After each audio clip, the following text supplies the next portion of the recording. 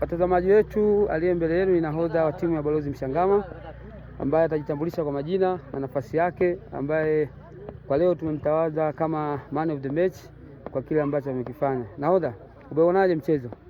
Mchezo nimeona mzuri sana. Ndio.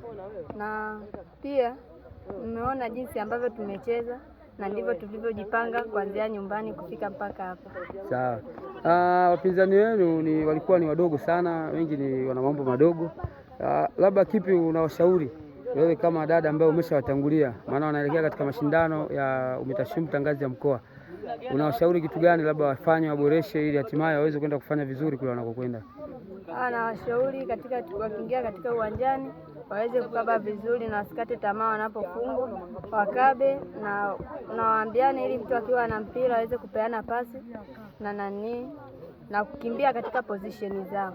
Sawa sawa. Basi tunakushukuru sana na tuwatakie safari njema. Naamini hayo ambayo umeyatoa tutafikishia, na naamini kabisa ataweza kuwasaidia kule ambako wanakwenda katika mashindano. Asante sana.